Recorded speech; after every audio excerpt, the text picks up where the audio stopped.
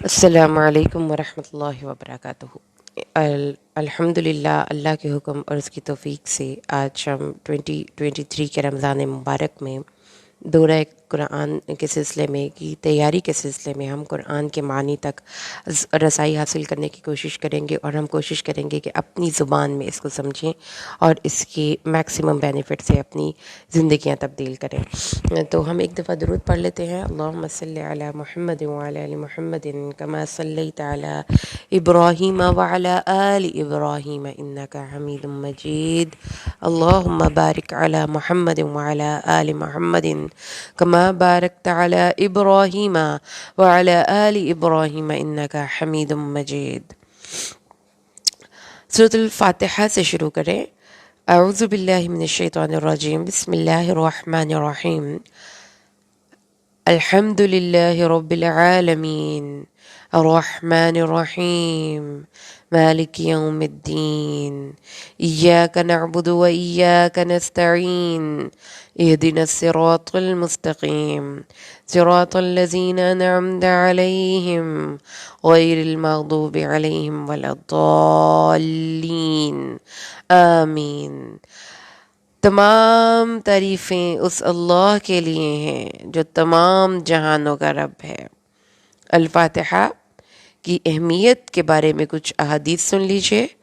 حضرت جبریل امین ایک دفعہ نبی صلی اللہ علیہ وسلم کے پاس بیٹھے تھے، تو انہوں نے اپنے اوپر ایک زور سے دروازہ کھلنے کی آواز سنی، سر اٹھایا اور فرمایا، یہ آسمان کا ایک دروازہ ہے جو آج سے پہلے کھولا نہیں گیا، اور ایک فرشتہ آج سے پہلے زمین پر نہیں اترا۔ اس فرشتے نے آپ کو سلام کہا اور کہا، آپ کو دو نوروں کی خوشخبری ہو جو آپ ہی کو دیے گئے ہیں اور آپ سے پہلے کسی نبی کو نہیں دیے گئے۔ الفاتحہ اور سورۃ البقرہ کی آخری دو آیات، اور ان میں سے دو جو بھی حرف آپ پڑھیں گے وہ چیز آپ کو عطا کی جائے گی۔ حضرت ابو سعید بن معلہ نے فرمایا کہ ایک لمبی حدیث میں رسول صلی اللہ علیہ وآلہ وسلم نے ان کو بتایا کہ قرآن کی سب سے عظیم سورت الفاتحہ ہے، جو 7 مثانی اور قرآن عظیم ہے۔ اور پھر ابو سعید خدری کی روایت میں ایک لمبی حدیث کے آخر میں یہ فرمایا، حضرت ابو سعید نے ایک سانپ کے کانٹے پر سورۃ فاتحہ پڑھ کر دم کیا تو اللہ نے ان کو شفا یاب کیا۔ اور پھر خارجہ بن سلت کہتے ہیں کہ ان کا گزر ایک پاگل شخص سے ہوا، جن کو سورۃ فاتحہ پڑھ کر دم کیا تو وہ شفا یاب ہوا۔ ابو ہریرہ فرماتے ہیں کہ جو نماز میں اس کو نہیں پڑھتا اس کی نماز ہی نہیں ہوتی نماز۔ اور پھر ایک اور حدیث میں ہے کہ اللہ نے فرمایا کہ میں نے نماز کو اپنے اور اپنے بندے کے درمیان 2 نصفین میں تقسیم کر لیا ہے۔ جب میرا بندہ الحمدللہ رب العالمین کہتا ہے تو اللہ فرماتا ہے حمیدنی عبدی، میرے بندے نے میری تعریف کی۔ جب وہ کہتا ہے الرحمن الرحیم تو اللہ فرماتا ہے اثنا علی عبدی، میرے بندے نے میری ثنا کی۔ اور جب وہ مالک یوم الدین کہتا ہے تو اللہ فرماتا ہے مجدنی عبدی، میرے بندے نے میری بزرگی اور تمجید بیان کی۔ اور پھر جب وہ کہتا ہے ایاک نعبد و ایاک نستعین سے آخر تک تو اللہ فرماتا ہے یہ میرے اور میرے بندے کے درمیان ہے، اور میرے بندے کے لیے وہی ہے جو اس نے سوال کیا۔ اللہ تمام تعریفیں اور کل حمد اور کل شکر اللہ کے لیے ہے۔ افضل الذکر لا الہ الا اللہ و افضل الدعاء الحمدللہ۔ ہر وقت کھانے سے پہلے الحمدللہ، سو کر اٹھ کر الحمدللہ، واش روم کرنے کے بعد الحمدللہ۔ اللہ کی ہر نعمت پر شکر ادا کرنا ہمارا فرض ہے، کیونکہ اللہ کی ذات ہمیں ہر نعمت مہیا فرماتی ہے۔ اور رسول صلی اللہ علیہ وآلہ وسلم کا الحمدللہ قرآن کا نام حمد سے شروع ہوتا ہے، کیونکہ اللہ کے نبی کا نام کا روٹ بھی حمد ہے۔ تو تمام تعریفیں اللہ کی کائنات کی ایک ایک چیز کرتی ہے، اور اللہ کا محبوب بھی سب سے زیادہ تعریفوں والا ہے۔ تو یہ دونوں چیزیں اللہ اور اس کے رسول میں مشترک ہو گئیں۔ اللہ بھی تمام تعریفوں کا حامل ہے، اللہ بھی تمام شکر کا حامل ہے، اور محمد صلی اللہ علیہ وسلم بھی ہم سب لوگوں کی طرف اللہ کے رسول بنا کر بھیجے گئے، اور ان کی اور ان کی اللہ کی نعمت عظیم کا مظہر ہے۔ رب العالمین جو تمام عالموں کا رب ہے، پالنے والا ہے، مالک ہے، پوزیسر ہے، تمام چیزوں کو لیجسلیٹ کرتا ہے، ان کو چھوٹے سے بڑا کرتا ہے۔ تو اللہ اپنی ذات کا تعارف دے رہا ہے، وہ جو کہ ہر چیز کو مینیج کر رہا ہے، ہر چیز کو چھوٹے سے بڑا کر رہا ہے، پھر وہ جو اتنا مہربان ہے، رحمان، رحم سے ورڈ نکلتا ہے، یعنی یوٹرس آف اے مدر، ایک ماں کے رحم سے زیادہ مہربان اللہ کی ذات ہے۔ اللہ ہے جو اس کی رحمت ٹھاٹھے مارتے ہوئے سمندر کی طرح بے کراں، اور رحیم اس کی رحمت مستقل ہے، کبھی ختم نہیں ہوگی۔ اللہ کی محبت بہت زیادہ اور مستقل ہے۔ تو اللہ تعالی ہم سے محبت کرتا ہے، اور اس قدر محبت کرتا ہے کہ کوئی لمحہ ہم اللہ کی محبت، اللہ کی رحمت کے دائرے سے باہر نہیں ہے، کبھی بھی نہیں ہے۔ اللہ ہماری زندگی کا ایک ایک لمحہ اپنی رحمت سے چلا رہا ہے، ہم چھوٹے، اللہ بڑا، اللہ کی ہر وزڈم پر ہمیں اب ریلائی کرنا ہے۔ اللہ تعالیٰ فرماتے ہیں کہ وہ مالک ہے قیامت کے دن کا۔ مالک کیا مطلب؟ یعنی اللہ بادشاہ بھی ہے، اللہ مالک بھی ہے، لیکن اس میں رحمان ہونے کی صفت بہت زیادہ ہے۔ اللہ ہر چیز کو اپنی رحمت سے تھامے ہوئے ہے، اور اللہ تعالیٰ اس دنیا میں بھی مالک ہے، اور اللہ تعالیٰ نے قیامت کے دن پھر جب یہ دنیا ختم ہو جائے گی تو ایک نیا دن پیدا کرے گا، جس دن کے بعد اللہ تعالیٰ ہر انسان کو اس کے ہر عمل کا جواب دے گا، جس دن کے اللہ تعالیٰ فرماتے ہیں قیامت کا دن کیسا دن ہے، یوم لا تملک نفس لنفس شیئا والامر یومئذ للہ، جس دن کوئی انسان کسی انسان سے کچھ بھی کام نہیں آئے گا، اور سارے احکامات صرف اللہ کے لیے ہوں گے۔ اللہ جو روب والا ہے، دبدبے والا ہے، بادشاہ حقیقی ہے، صفت رحمت اور صفت رحمانیت کا مالک ہے۔ اللہ کی 100 رحمتیں ہیں، جن میں سے اس نے ایک رحمت جن اور انسانوں اور جانوروں اور کیڑے مکوڑوں کے درمیان نازل فرمائی ہے، اور اسی کے ذریعے وہ ایک دوسرے پر شفقت کرتے ہیں اور رحم کرتے ہیں، اور وحشی جانور اپنے بچوں پر شفقت کرتے ہیں، اور 99 رحمتیں اللہ نے اپنے پاس رکھی ہیں۔ جب انسان اللہ سے ملے گا تو اللہ اپنی رحمت کی ردا میں اس کو ڈھانپ لے گا۔ پھر ہم کہتے ہیں ہم صرف تیری ہی عبادت کرتے ہیں، اور ہم صرف تجھ سے ہی مدد مانگتے ہیں۔ نعبد، ہم اللہ تیری طرف اپنی تمام دلی جذبات کو خالص کرتے ہیں، اپنی محبتوں کو، اپنی عقیدتوں کو، اپنی وفاؤں کو صرف تیرے ساتھ۔ اللہ سے محبت کا اظہار کر رہا ہے بندہ ہاتھ باندھ کر، اللہ تعالیٰ آپ بڑے ہیں، آپ ہمارے رہنما ہیں، ہم آپ سے محبت کرتے ہیں، اس لیے صرف آپ سے ہی مدد مانگتے ہیں، صرف تجھ سے ہی ہم مدد مانگتے ہیں۔ اللہ کے سامنے انتہائی درجے کی عاجزی، ذلت اور خوف کے ساتھ عبادت کرتے ہیں، اور یہ حق صرف اللہ کا ہے۔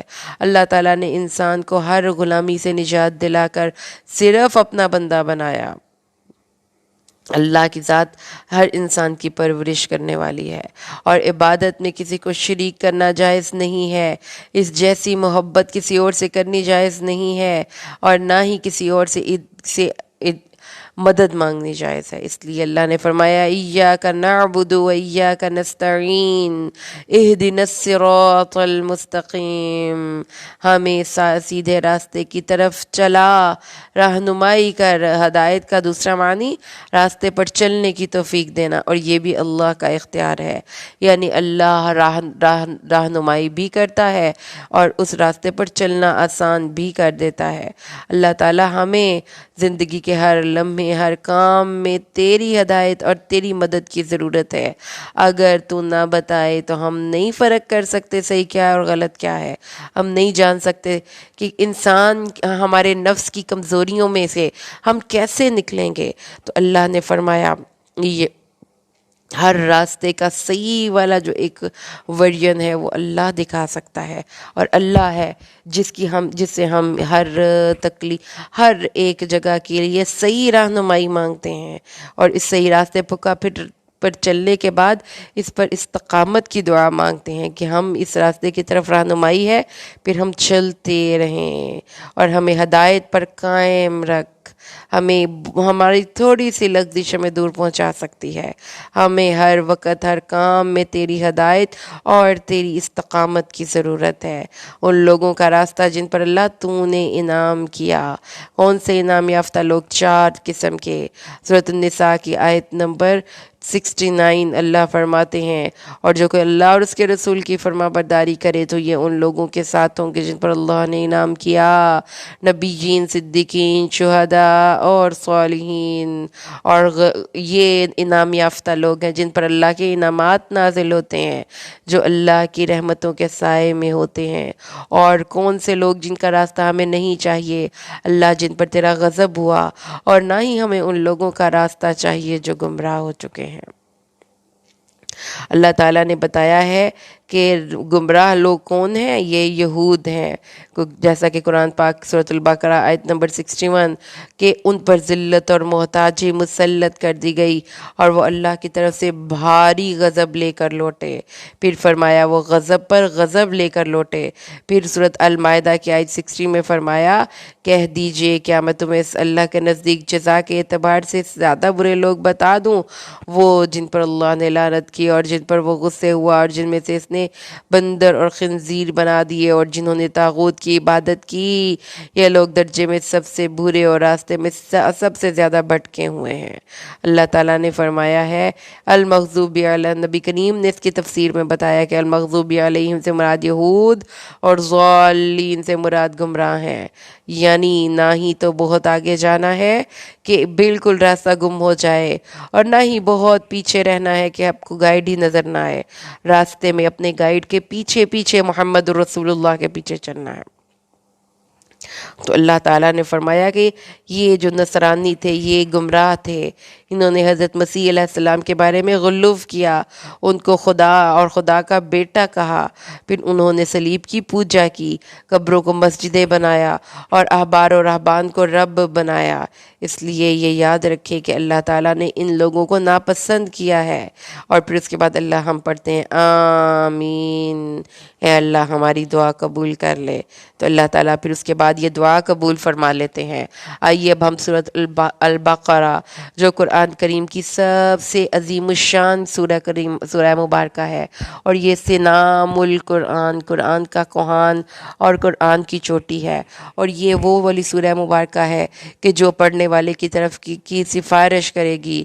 نبی کریم صلی اللہ تعالی علیہ وسلم نے ارشاد فرمایا کہ اپنے گھروں کو قبرستان نہ بناؤ، اس گھر سے شیطان بھاگ جاتا ہے جہاں سورۃ البقرہ کی تلاوت ہوتی ہے۔ تو سورۃ البقرہ کی تلاوت کو معمول بنائیے، یہ ہمارے گھروں میں اللہ کی رحمت کے حصول کا ذریعہ اور شیطان کے بھاگ جانے کا ذریعہ ہے۔ سورۃ البقرہ رکوع نمبر 1، اس میں آیات نمبر 1 سے 7 تک ہم پڑھیں گے۔ اس میں اللہ تعالیٰ نے مسلمان اور کافر 2 گروہوں کا ذکر کیا، مسلمانوں کی کچھ خصوصیات بیان کی۔ یہ متقین ہیں جو غیب پر ایمان رکھتے ہیں، یعنی ہر اس چیز پر جو آنکھوں سے اوجھل ہے، نماز قائم کرتے ہیں، زکوٰۃ ادا کرتے ہیں، اللہ کے دیے ہوئے رزق میں سے خرچ کرتے ہیں، اس چیز پر ایمان لاتے ہیں جو اے نبی آپ کی طرف نازل کیا گیا، اور اس چیز پر ایمان لاتے ہیں جو آپ سے پہلے نازل ہوا، اور روز محشر پر وہ مومنون ہیں۔ یہ وہ لوگ ہیں جو کامیاب ہونے والے ہیں، یعنی ایمان کے اجزاء پر عمل کرنے کے بعد نیکیوں کو انسان کرے تو اس کی نیکیاں قبول ہوتی ہیں۔ تو انسان کی اصلاح دراصل اس کی سوچوں کی اصلاح سے شروع ہوتی ہے کہ actions are the direct reflections of your thinking, آپ جو سوچتے ہیں آپ وہ عمل کرتے ہیں۔ یاد رہے کہ اللہ تبارک و تعالیٰ نے ہمیں یہ بتایا کہ قرآن من جانب اللہ کتاب ہے، اور قرآن میں کوئی شک نہیں ہوگا۔ اگر اس قرآن سے ہدایت چاہیے تو اس کے لیے پھر آپ کو اللہ کے ان ایمان کے اجزاء پر ایمان لانا ہوگا۔ لیکن ان کے برخلاف وہ لوگ جو کافر ہوئے، برابر ہے یا تو انہیں ڈرائے یا نہ ڈرائے، وہ ایمان نہیں لائیں گے۔ اللہ نے ان کے دلوں، آنکھوں اور کانوں پر پردہ ڈال دیا اور ان کے مہر لگا دی ہے، وہ ایمان نہیں لائیں گے۔ کیوں ایمان نہیں لائیں گے؟ ان کے لیے ڈرانا یا نہ ڈرانا برابر کیوں ہے؟ بالکل ایسے ہی جیسے ایک موبائل خراب ہو جائے تو اس کو چارجنگ پہ لگانا یا نہ لگانا برابر ہے، کیونکہ وہ چارج نہیں ہوگا۔ ان کا انٹرنل سسٹم خراب ہو چکا ہے۔ کیوں خراب ہو چکا ہے؟ کیونکہ انہوں نے اب مسلسل بیڈ چوائس سے اپنے آپ کو خود ہدایت کے لیے ڈسکوالیفائی کیا۔ پھر اللہ تعالیٰ نے آیات نمبر 8 سے 19 13 آیات میں منافقین کا مسلسل ذکر کیا۔ آئیے ہم منافقین کو ان کی خصوصیات سے دیکھتے ہیں۔ اللہ تعالیٰ فرماتے ہیں، اور ان میں سے کچھ لوگ کہتے ہیں کہ ہم ایمان لائے لیکن حقیقت میں ایمان نہیں لاتے، یعنی وہ ریاکار ہیں۔ وہ دوسروں کو دکھانے کے لیے محبتوں کے دعوے کرتے ہیں، ان کا اندر اور باہر ایک نہیں ہے۔ پھر وہ دھوکہ دیتے ہیں، یعنی دھوکے باز ہیں۔ پھر ان کے دلوں میں دنیا کی محبت کا ایسا روگ ہے کہ وہ کسی صورت اپنی دنیا کی اس محبت پہ کمپرومائز نہیں کر سکتے۔ یہ لوگ جھوٹے ہوتے ہیں، جھوٹ بولتے ہیں اور مفسد ہوتے ہیں، لیکن ڈھونگ یہ رچاتے ہیں کہ ہم اصلاح کرنے والے ہیں۔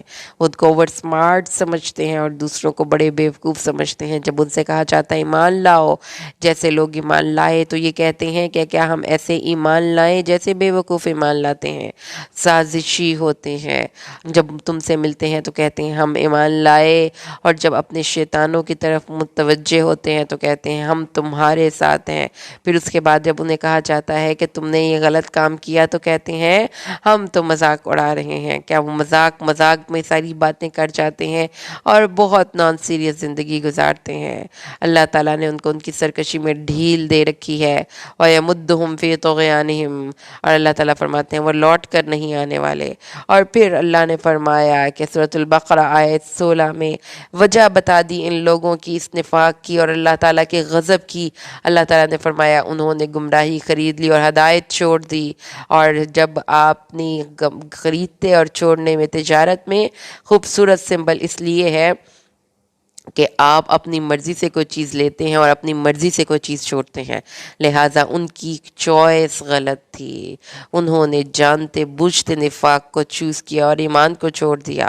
تو اللہ نے پھر ان کی 2 مثالیں بیان کی۔ اللہ تعالیٰ نے فرمایا ایک مثال، ایک شخص نے آگ جلائی، جب ماحول روشن ہو گیا تو اللہ اس کی روشنی لے گیا اور اس کو اندھیروں میں بھٹکنے کے لیے چھوڑ دیا۔ اندر کی روشنی بجھ گئی ہے، باہر جتنی مرضی روشنی ہو، اب ایمان کی روشنی اور اندر کی روشنی، جب آسمان سے آنے والی وحی کی روشنی اندر کے ایمان سے ملتی ہے تو ہی زندگی میں بہار آتی ہے اور روشنی آتی ہے۔ ورنہ دیکھیں نا، آپ نے اپنے گھر میں ایک بلب اٹیچ کیا لیکن اندر سے وائرنگ خراب ہو چکی تھی، جتنا مرضی بڑا بلب ہو، جتنا مرضی بڑا لیمپ ہو، وہ روشنی نہیں دیتا جب تک کہ انٹرنلی وائرنگ ٹھیک نہ ہو۔ ان کی وائرنگ اڑ چکی ہے، اس لیے اللہ تعالیٰ نے ان کو اندھیروں میں بھٹکنے کے لیے چھوڑ دیا۔ یہ گونگے بہرے ہیں اور اندھے ہیں، لوٹ کر نہیں آئیں گے۔ یا ان کی مثال آسمان سے بارش جیسی ہے جس میں اندھیرے ہوں، کڑک ہو اور بجلی ہو۔ یہ آسمان سے، یہ دوسری قسم کے منافقین ہیں جن کے اندر ایمان راسخ نہیں ہوا اور وہ شک و شبے کی بنیاد پر ہے، اور اس لیے اللہ تعالیٰ نے فرمایا ابھی چانس ہے، بیماری آخری سٹیج میں داخل نہیں ہوئی، ابھی یہ درست ہو سکتے ہیں۔ رکوع نمبر 3 آیات نمبر 22-29 اللہ تعالیٰ نے پھر فرمایا اے وہ لوگو جو ایمان لائے ہو، اللہ کے لیے اپنے دل کے ہر جذبے کو خالص کر لو۔ کون؟ اللہ جس نے تمہیں اور تم سے پہلے لوگوں کو پیدا کیا تاکہ تم پرہیزگار بن جاؤ۔ اللہ نے زمین کو فرش بنایا، آسمان کو چھت بنایا، آسمان سے بارش اور زمین سے پھل نکالے۔ اللہ کے ساتھ کسی کو اللہ جیسے مد مقابل نہ ٹھہراؤ جبکہ تم جانتے ہو۔ پھر دوسرا مضمون کیا ہے؟ سورۃ البقرہ کے رکوع نمبر 3 میں قرآن اپنی حقانیت کو واضح کرتا ہے۔ اللہ تعالیٰ کہتے ہیں کہ قرآن میں شک نہیں کرنا۔ اگر قرآن کے وجود میں شک ہے تو لاؤ کوئی ایک صورت اس جیسی، اور اپنے تمام شریکوں کو بلا لو، اور اگر تم نہ کر سکو اور ایسا ہرگز نہ کر سکو گے تو اس آگ سے ڈر جاؤ جس کا ایندھن انسان اور پتھر ہیں۔ پھر یہ لوگ کہتے تھے کہ قرآن کیسی کتاب ہے جس میں مچھر جیسی مخلوق کا ذکر ہے۔ اللہ تعالیٰ نے فرمایا کہ اللہ چاہے تو مچھر سے بھی چھوٹی چیز کی مثال پیش کر سکتا ہے. تمہیں قرآن پر اعتراض کرنے کے بعد تمہیں اب دوزخ ہی کافی ہے.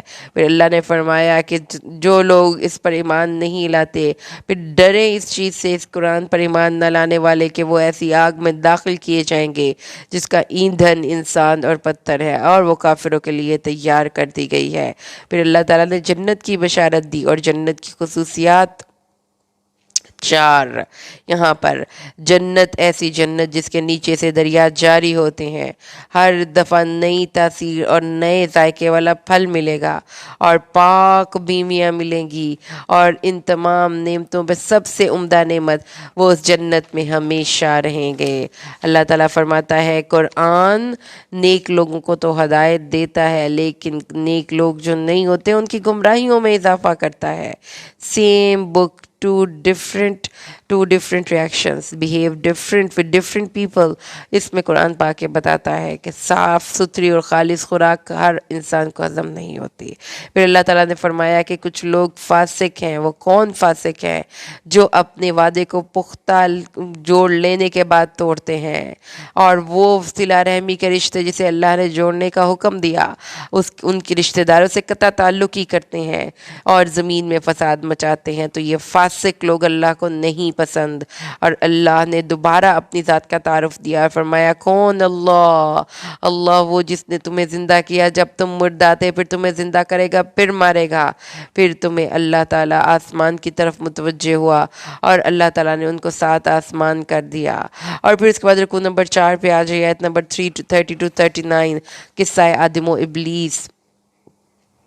قصہ آدم و ابلیس میں 4 کیریکٹرز آپ پڑھیں گے. فرشتے، اور فرشتے جنہوں نے یہ اعتراض کیا تھا جب اللہ نے فرشتوں کو انفارم کیا کہ میں زمین میں اپنا نائب بنانے والا ہوں، تو انہوں نے کہا کیا تو اس میں اس ایسے کو اپنا خلیفہ بنائے گا جو زمین میں فساد کرے گا اور خون ریزی کرے گا؟ کیونکہ انسانوں سے پہلے زمین میں جن آباد تھے اور ان جنات نے زمین میں فساد و خون ریزی کی.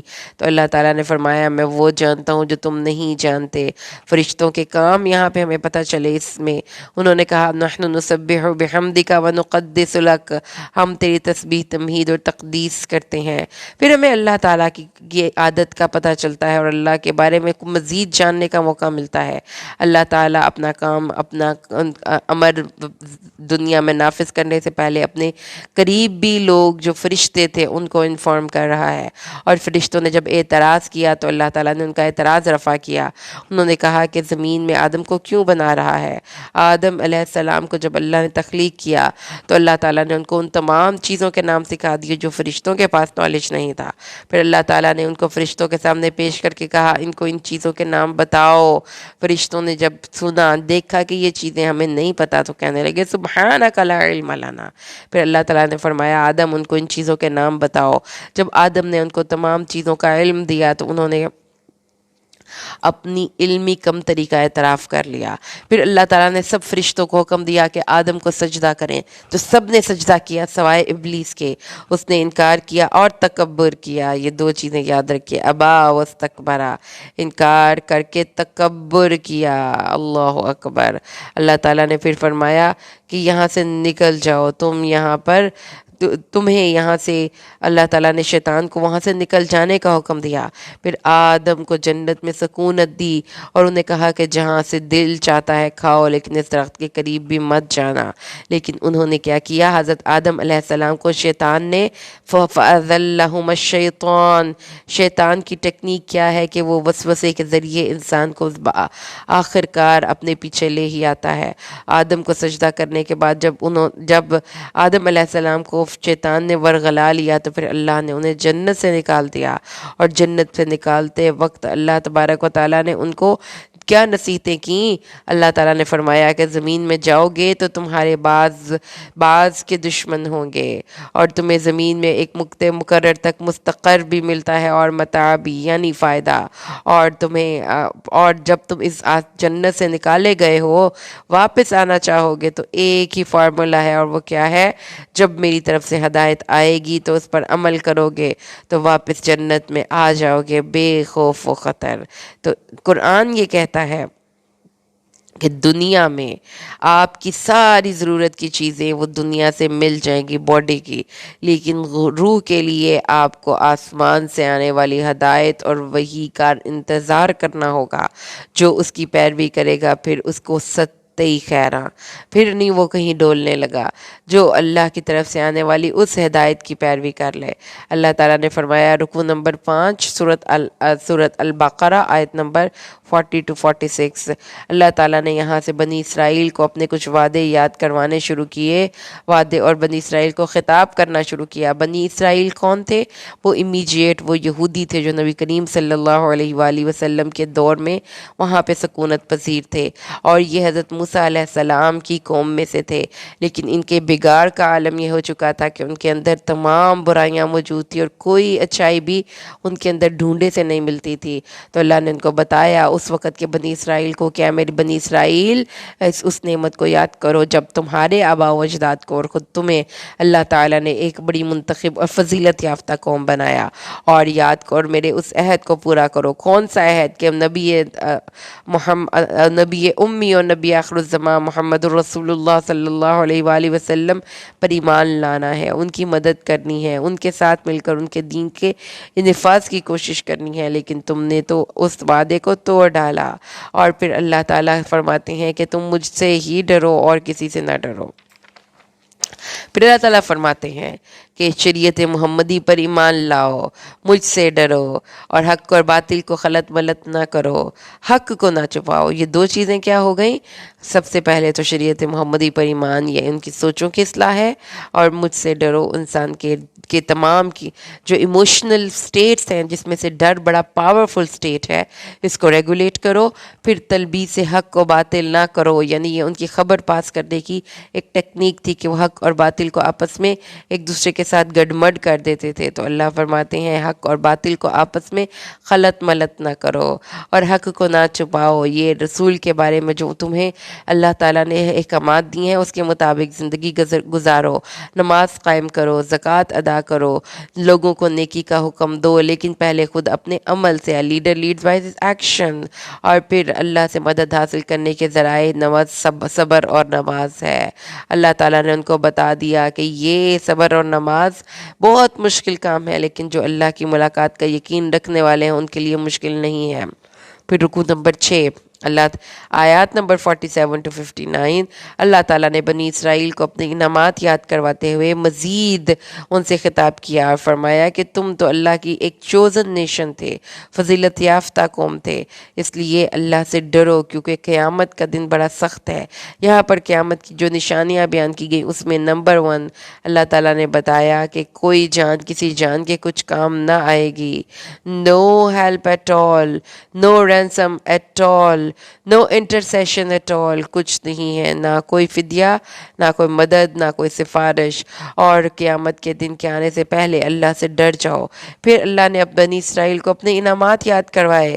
اللہ نے فرمایا کہ آل فرعون سے اللہ نے تمہیں بچایا جو تمہیں تمہارے بیٹوں کو ذبح کر کے مارتا تھا اور تمہاری عورتوں کو زندہ رہنے دیتا تھا۔ فرعون ظالم بادشاہ تھا اور وہ بزور طاقت لوگوں پر حکمرانی کرتا تھا، اور بزور طاقت لوگوں کے نوزائیدہ چھوٹے بچوں کو لے جا کر ان کو مار دیا کرتا تھا۔ تو اللہ تعالیٰ نے فرمایا اللہ نے تمہارے لیے دریا پاڑا، تمہاری آنکھوں کے سامنے تمہارے دشمن کو غرق کیا اور تمہیں نجات دی۔ پھر اللہ نے تمہیں کتاب اور شریعت دی، اور 40 راتوں کی ملاقات کے بعد اللہ تعالیٰ نے تمہیں صاحب شریعت رسول بنا دیا، تمہیں شریعت اور کتاب دی، اور تمہاری امت کو صاحب شریعت امت بنا دیا۔ لیکن ان اتنے انعامات کے بعد تم نے اللہ کے ان انعامات کے ساتھ سلوک کیسا کیا؟ تم نے جب حضرت موسیٰ اللہ سے ملاقات کے لیے کوہ طور پر گئے، تم نے پیچھے سے بچڑے کو معبود بنا لیا۔ اللہ تعالیٰ نے پھر بھی شرک کے بعد تمہیں معاف کر دیا اور تمہیں کتاب اور فرقان دی اور کہا کہ اس کے معنی پر غور و فکر کرو، لیکن تم نے اللہ تعالیٰ کے ان احکامات کو بھی پس پش ڈال دیا۔ اللہ تعالیٰ سے جب کوہ طور سے تم ملاقات ملاقات کے لیے گئے تو اس وقت تم نے بدتمیزیاں شروع کر دیں۔ حضرت موسیٰ سے کہنے لگے ہم اللہ کو اپنی آنکھوں سے دیکھنا چاہتے ہیں۔ اللہ تعالیٰ نے پھر ان پر زور سے کڑک بھیجی اور آخرکار یہ لوگ ہلاک ہو گئے۔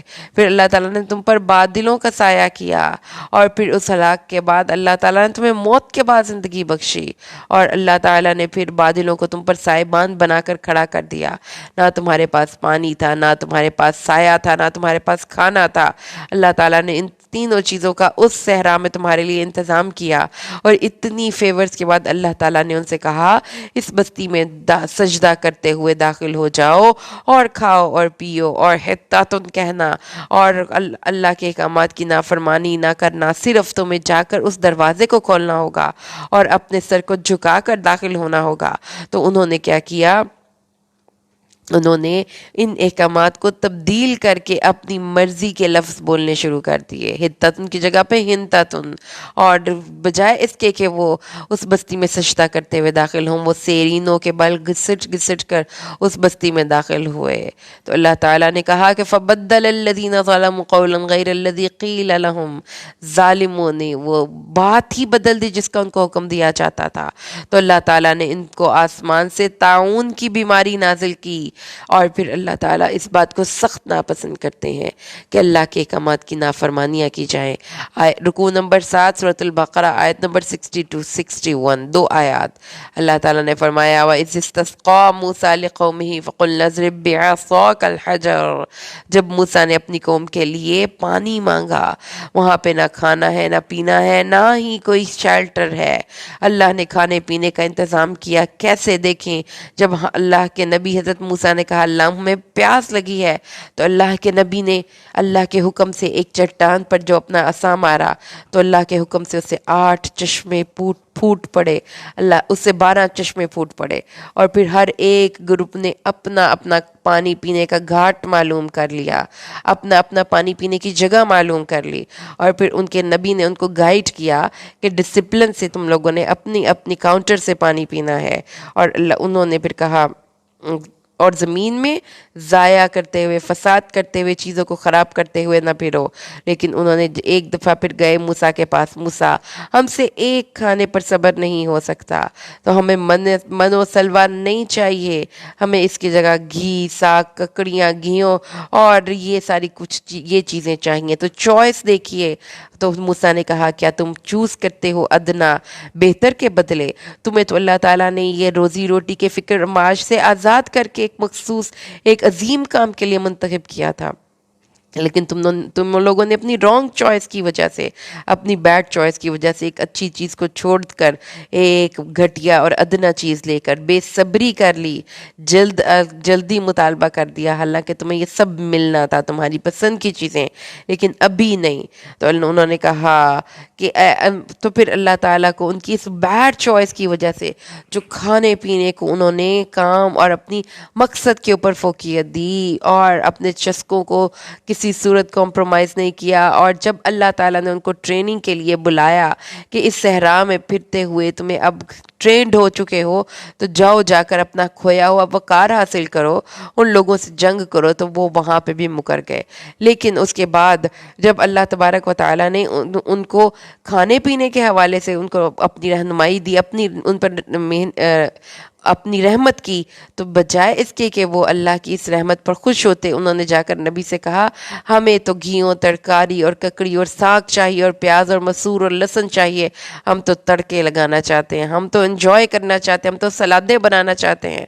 تو اللہ تعالیٰ نے فرمایا کہ ان پر پھر وَضُرِبَتْ عَلَيْهِمُ الذِّلَّةُ وَالْمَسْكَنَةُ، ان پر ذلت اور محتاجی مسلط کر دی گئی، اور وہ اللہ کا غضب لے کر لوٹے۔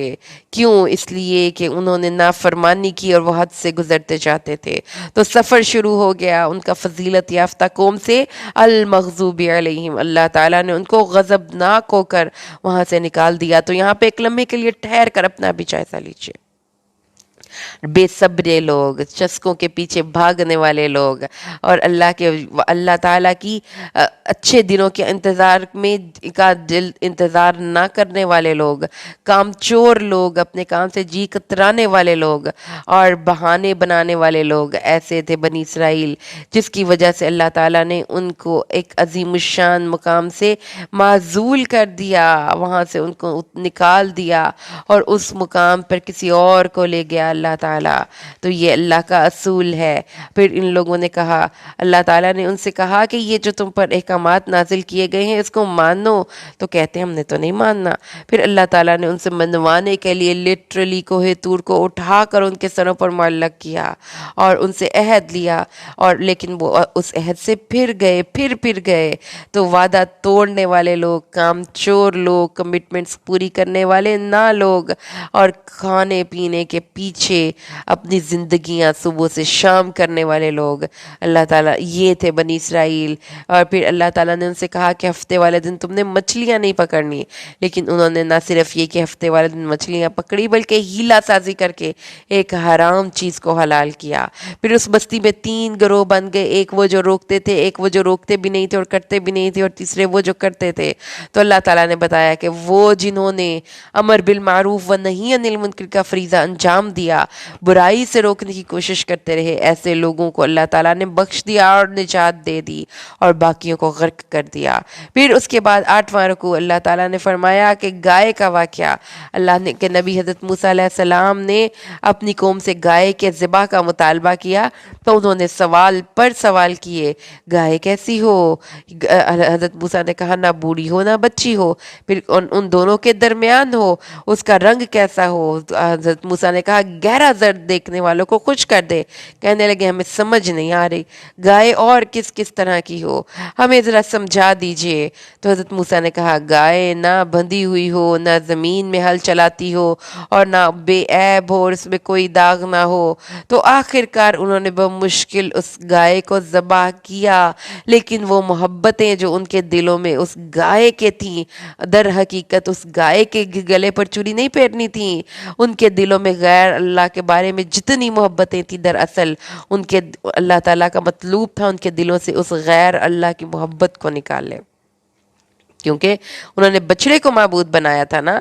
तो अल्लाह ताला ने फिर उसी गाय के गर्दन पर छुरी रखकर उनको चलाने की तरगीब दी, और उन्होंने कहा कि जब एक कत्ल का मुकदमा हज़रत मूसा के पास आया, तो उस गाय के एक टुकड़े को मकतूल पर लगा देने से वो मकतूल जिंदा होकर अपने कातिल की निशानदेही करके मर गया। तो अल्लाह ताला ने फरमाया कि ये सब कुछ क्या था? तुम्हारी कम्युनिटी में मोहब्बतों को रेगुलेट करना था। अल्लाह ताला नहीं मुंतखब करता किसी भी शख्स को उस वक़्त तक जब तक कि उसका दिल खालिस अल्लाह के लिए अपने आप को खाली ना कर ले। तो उन्होंने गाय के गले पर, अल्लाह ने कहा फेरो छुरी, हर उस गैर खुदाई ताकत के गले पर छुरी फेरो जो अल्लाह के मुकाबले में आ जाती है। लेकिन इन लोगों को इतनी नसीहतें और डरावे बिल्कुल कोई फ़ायदा नहीं दे रहे थे। हीला साज कौम थी, बहाने बाज कौम थी, जिक्र को से मुंह मोड़ने वाली कौम थी। तो अल्लाह ताला ने फिर उनके दिलों को सख्ती का आलम बयान किया कि उनके दिल पत्थरों जैसे हैं, यहाँ पत्थरों से भी ज़्यादा सख्त हैं, और बाज़ पत्थरों के सीने शक हो जाते हैं और उनमें से पानी निकलता है और चश्मे फूट पड़ते हैं, और बाज़ पत्थर तो अल्लाह के डर से गिर पड़ते हैं। तो पत्थरों को पत्थर ना जानिए, पत्थरों में भी इदराक है, पत्थरों में भी सोचने और समझने की सलाहियत है। फिर अल्लाह ताला ने फरमाया आफ़ततमाऊना, मुसलमानों तुम्हें ये ख्याल है, इस कदर उनकी हिस्ट्री तुमने देख ली, बहानेबाज, हीले साज, कामचोर और वादा खिलाफ ऐसे लोगों से तुम्हें अब भी उम्मीदें हैं कि ये तुम्हारे दीन पर ईमान ले आएंगे। ईमान लाने के लिए इंसान के दिल की अपनी चॉइस होती है, लेकिन उनमें से तो एक गिरोह अल्लाह के कलाम को सुनकर उनको उनकी जगह से बदल देता है, और जब आपस में गुफ्तगू करते हैं तो मुसलमानों के खिलाफ करते हैं और अल्लाह के कलाम को उसकी जगहों से बदल डालते हैं। तो अल्लाह ताला ने फरमाया इसलिए अल्लाह को ये लोग नहीं पसंद। फिर इस रुकू में अल्लाह ताला ने किताबुल्लाह से ताल्लुक़ के हवाले से 2 गिरोहों का जिक्र किया। एक वो गिरोह था जो कि उलमा का था, जो جو کتاب کا علم اپنے تک محدود رکھتے تھے اور کتاب کو پروفیشن بنا کر کسٹمائزڈ پلان دیتے تھے لوگوں کو، جس طرح کا ان کو چاہیے ہوتا تھا پلان، اس طرح کا پلان وہ ان کو دے دیتے تھے، حلال کو حرام اور حرام کو حلال بنا کر، کتاب اللہ میں تخریف کر کے، اور لوگوں کو امید اور اپنی جھوٹی آرزویں دلا کر نجات کے بارے میں، جبکہ دوسری طرف وہ گروہ تھا جو کہ عام عوام کا تھا، جن کو کوئی پتہ نہیں کتاب میں لکھا کیا ہوا ہے، وہ اپنی چھوٹی سے چھوٹی بات بھی علماء سے پوچھتے تھے، اور ان کے بارے میں ان کے دل میں بس کچھ آرزویں تھی اپنی نجات کے بارے میں۔ تو کیا یہی تعلق ہم مسلمانوں کا تو نہیں اپنی کتاب سے، کہ کتاب کا علم علماء کے پاس ہے اور عام عوام اس کے علم سے بے بہرہ ہیں؟ اس لیے اللہ تعالیٰ نے فرمایا کہ یہ لوگ اپنے آپ میں سپیریارٹی کمپلیکس اور مینیا کا شکار ہیں، اور یہ اپنی آپ کو عام لوگوں سے بڑے اللہ سمجھتے ہیں۔ اللہ تعالیٰ نے فرمایا ان کو اگر ان کی خطائیں گھیر لیں اور یہ برائی کمانے والے ہوں تو یہ قیامت والے دن دوزخی لوگوں میں شامل ہوں گے۔ آپ کو یہ اندازہ نہیں ہو رہا ہے قرآن پاک کی اس سٹوریز کو پڑھ کے کہ یہ بنی اسرائیل کی کہانی نہیں، یہ تو امت مسلمہ کی کہانی ہے۔ یہ امت مسلمہ جو نماز اور صبر سے مدد نہیں مانگتی، جو تلبیس حق اور باطل کو خلط ملط بڑے دھڑلے سے کرتی ہے، یہ امت مسلمہ کے اینکرز کو دیکھ لیجئے جو کتمان حق کرتے ہیں اور پیسے لے کر اپنی صحافت کو فروخت کرتے ہیں۔ پھر یہ مسلمانوں کو دیکھ لیجئے جو کام چور ہیں، پھر ان مسلمانوں کو دیکھ لیجئے جو وعدہ خلاف اور وعدہ شکن ہیں، پھر ان مسلمانوں کو دیکھ لیجئے جو کتاب کو پڑھتے ہی نہیں اور اپنے علماء کے حوالے کر کے کتاب کو کسٹڈی میں دے کر خود اپنی دنیا کمانے کی فکر میں ہے۔ پھر یہ امت مسلمہ کو دیکھ لیجئے کہ فوڈ پانڈا اور پتہ نہیں کون کون سی فوڈ چینز کے چسکوں کے آگے وہ نو نہیں کہہ سکتے، اپنی زندگی کا بیشتر حصہ وہ کھانے اور پینے کی پلاننگ میں خرچ کر دیتے ہیں۔ پھر اللہ تعالیٰ نے فرمایا یہ ہیلہ ساز قوم ہے، ایسی قوم جس کے دل میں اللہ کی محبت سے بڑھ کر کسی اور چیز کی محبت اور عقیدت ہے۔ اس لیے اللہ تعالیٰ نے ہمیں یہ بات سمجھائی کہ یہ عہد شکن قوم اپنے بارے میں اس قدر سپیریارٹی کمپلیکس کا شکار تھی، سمجھتی تھی کہ ہم سے بڑھ کر کون اللہ کا محبوب اور چہیتا ہے، اور اگر ہم جنت میں نہیں جائیں گے تو اور کون جائے گا، اور اپنی عوام کو یہ گولیاں دے کر اور یہ لوریاں دے کر ان کے شعور اور ایمان کو سلا چکے تھے۔ اللہ نے فرمایا یاد رکھو کہ جو برائی کمائے گا اور اس کی خطا اس کو گھیر لے گی تو ایسے لوگ دوزخی ہیں۔ اللہم لا تجعلنا منہم برحمتک۔ رکو نمبر 10 پہ آ جائیے، آیات نمبر 83 to 86۔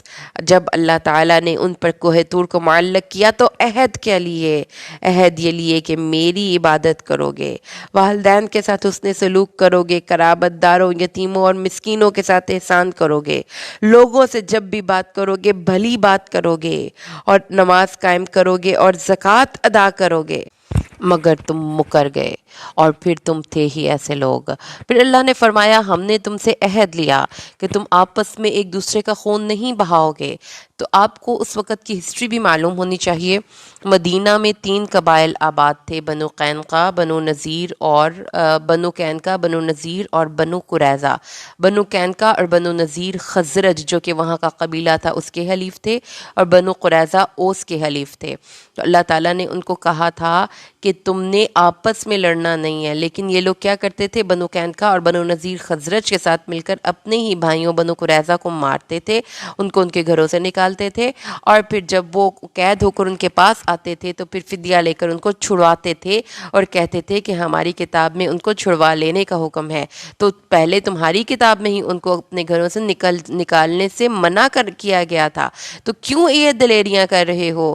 کیونکہ تم نے کتاب کے بعض حصے کو مانا ہے اور بعض کا انکار کر رہے ہو، تو یہ تمہاری رسوائی کا باعث ہے۔ اور کیوں یہ وہ اس طرح کا بیہیو کر رہے تھے؟ اس دلیری کی وجہ کیا تھی؟ کیونکہ وہ دنیا کی زندگی کو آخرت پر ترجیح دیتے تھے، ان کے لیے دنیا سب سے اہم تھی۔ اس لیے اللہ تعالیٰ نے ان کو فرمایا کہ جو یہ کرے، یعنی کتاب کے بعض حصے کو مانے اور بعض کو نہ مانے، یعنی یہ مسلمانوں کی بھی کیفیت ہے، تو اللہ تعالیٰ اس کو دنیا اور آخرت میں غضب اور عذاب کا شکار دیتے ہیں۔ پھر اب آیت نمبر 11 رکوع نمبر 11 میں ان کا ڈیپ سائیکو انالیسس کیا گیا ہے، ان کی ان نفسیاتی وجوہات کا جائزہ لیا گیا ہے جو وہ سوچتے تھے۔ تو یہ قرآن ہی اتنی حسین اور خوبصورت کتاب ہے کہ جو انسان کو اس کی سوچوں تک، ان کے تھاٹ پروسیسز تک انسان کی رہنمائی کرتی ہے۔ تو جب ان کو اللہ تعالیٰ نے موسیٰ کے بعد، عیسیٰ ابن مریم کے بعد تک پے در پے ڈفرینٹ جگہوں پر رسول بھیجے، اور پھر اللہ تعالیٰ نے ان کو روح القدس سے مدد کی، تو اللہ تعالیٰ نے فرمایا کہ پھر کیا ہوا کہ ہر دفعہ جب کوئی بھی ایسا تمہارے پاس حکم آیا جو تمہاری اپنی دل کی خواہش کے خلاف تھا تو تم نے تکبر کیا۔ تو پہلی ان کی سائیکو انالیسس میں کیا چیز آ گئی کہ وہ حق کو نہیں مان رہے اور اپنے آپ کو بڑا سمجھ رہے ہیں، اور کتابوں کو تبدیل نہیں اپنے آپ کو تبدیل نہیں کر رہے، آسمانی کتابوں کی ساری احکامات کو تبدیل کر رہے ہیں، تم نے رسولوں کو جھٹلایا۔ تو یہ ان کے اندر تکبر کی سب سے بڑی وجہ تھی کہ وہ حق بات کو انکار کیوں کرتے ہیں، کیونکہ وہ اپنے آپ کو بڑا جانتے ہیں اور یہ سمجھتے ہیں کہ جو ہم سوچتے ہیں وہ سب سے بہتر ہے۔ دوسری وجہ دیکھیے، انہوں نے کہا ان کا سپیریارٹی کمپلیکس تھا، اپنے آپ کو بڑی کوئی اعلیٰ چیز سمجھتے تھے اور کہتے تھے اس کے کہ ہمارے دل ملفوف ہیں، ہم آگ میں صرف تھوڑے دن جلیں گے۔ اللہ تعالیٰ نے فرمایا کہ پہلے مشرکین کے مقابلے میں تم خود ہی کہتے تھے کہ کاش ہمارے پاس جلد وہ رسول آئے، اور جب مشرکین ان کو تنگ کرتے تھے نا یہود کو، تو وہ کہتے تھے آنے والا ہے ایک رسول نیا جو جلد ہی ہمارے اس علاقے میں ظہور پذیر ہوگا، تو ہم اس کے ساتھ مل کر تمہارے ساتھ جنگ کریں گے، لیکن اب رسول کو پہچان کر بھی نہیں مان رہے، اس لیے یہ ملعون ہیں۔ پھر اللہ تعالیٰ فرماتے ہیں یہ لوگ باغی تھے، اپنے دین سے بغاوت کرتے ہیں، اور اللہ کے فضل کو ملنے پر اللہ نے جو اپنے رسول کو دیا اس پہ جیلسی فیل کرتے تھے۔ جیلسی کیوں فیل کرتے تھے؟ کیونکہ حضرت اسماعیل اور حضرت اسحاق، حضرت ابراہیم کے دو بیٹے تھے۔